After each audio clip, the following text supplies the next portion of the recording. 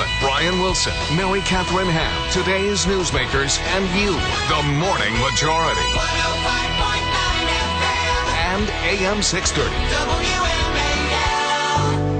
8:37 on the Morning Majority. Larry Kudlow on the line, CNBC. Good morning, Larry. Morning, Mary Catherine. Hey, let me ask you about this little uptick. We saw some good news with the employment numbers on Friday. The market responding pretty positively for a little while there.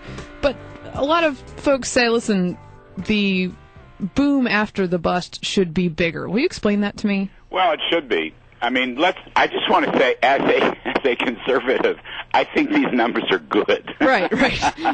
Stipulate that we're not rooting against them. I'm just wondering about the discrepancy. It's good for America. We need some job creation. The economy's picking up. Probably started in the fourth quarter. Maybe you're running 3%. That's fine. Historically, it's still very weak.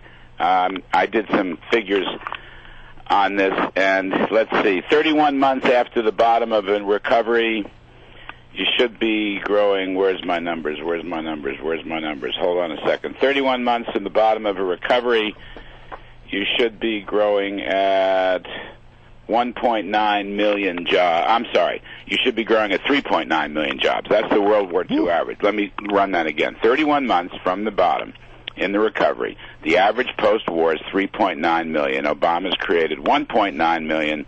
Ronald Reagan created 8.7 million jobs. So you can see that Obama's about half the average. But where do you define where the bottom is or was? The National Bureau of Economic Research. I didn't do it. Okay. The NBER. It's the official bottom, which I might add is the middle of 2009. Now, the president's supporters will say, from the bottom of job creation, they've created whatever they say, 3 million, and they can say that. That's true.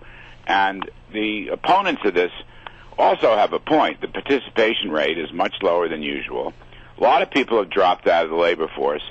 Some of this is so-called structural because, people 55, 60 years old may be calling it quits, maybe taking early retirement when they can, and another million seem to have dropped out in recent months.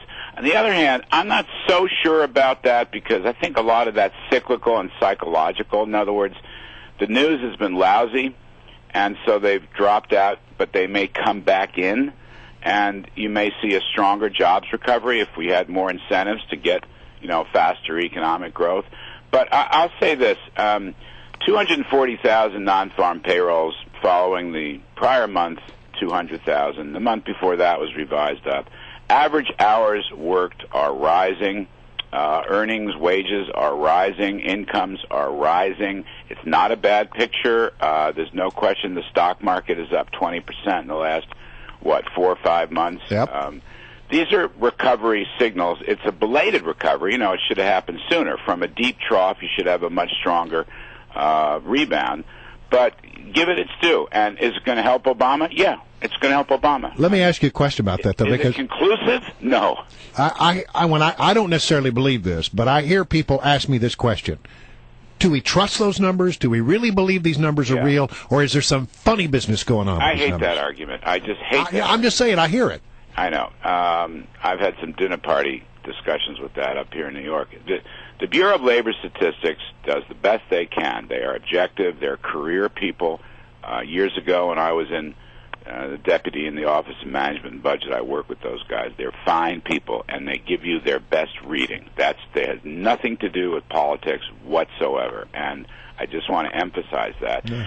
These numbers, however, are not locked in forever. They are subject to very wide revisions. For example, the prior couple of months, the jobs totals were revised up by about 60,000 for 2 months for November and December. And that, by the way, is a bullish sign. Upward revisions is a bullish sign. But the BLS is clean. I mean, just take that out of your head. It's just nothing to do with anything. And I hate those arguments. And I think the point is, for the election, how to make it better. That's the key point. The unemployment is still high, and the so-called U2, which includes either discouraged workers who have dropped out or people working part-time that would like to work full-time, is still over 15%. So you've got some glaring weaknesses in this story. And I think there are other soft spots, in President Obama's reelection case. He's got to worry about spending, as a share of the economy and deficits and debt, and where's Simpson Bowles, and what about the regulatory obstacles and all those things. But for some of my conservative pals to deny that anything good is happening, as I hear repeatedly, is just wrong. Some good things are happening, and I would chalk it up, incidentally, since we don't have any new incentives to help the economy, the resiliency of the free enterprise sector. I mean, American businesses, God bless them, who have been profitable at record levels for the last couple of years, are doing what they can under any and all circumstances, and it's succeeding.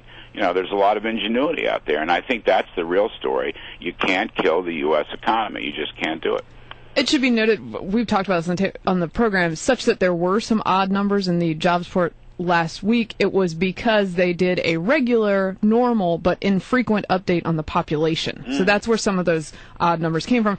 I wanted to ask... That, by the way, is the so-called... That shows up in the household survey, which jumped over 800,000, and, you know, that's a big number. But those guys are pretty good, and they may revise that later, but I'm not sure you're going to get big revisions.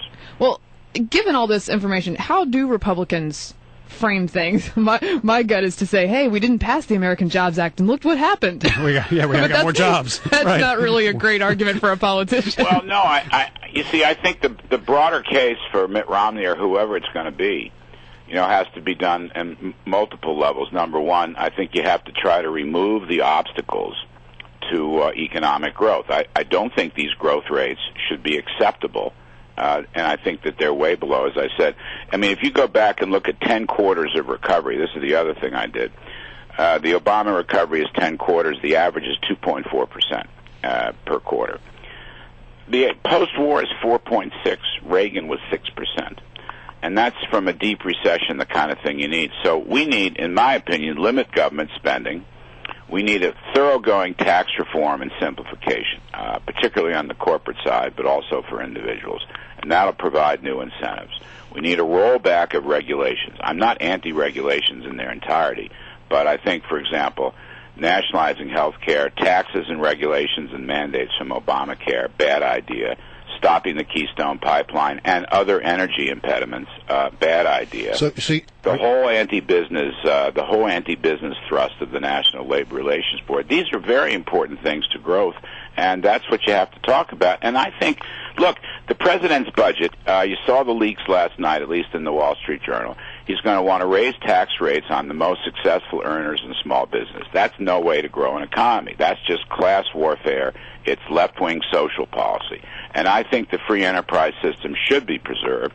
And I think there's a moral case, not only for free enterprise, but also for people striving for success. That's the moral case. And I think that that Romney and them have to make that case. And I think that Obama is quite susceptible to that case, because I don't think Americans just want to have a policy that pulls down the most successful. That is not going to help the middle or the lower income groups. All right, Larry. Good to have you. Enjoy the big parade today.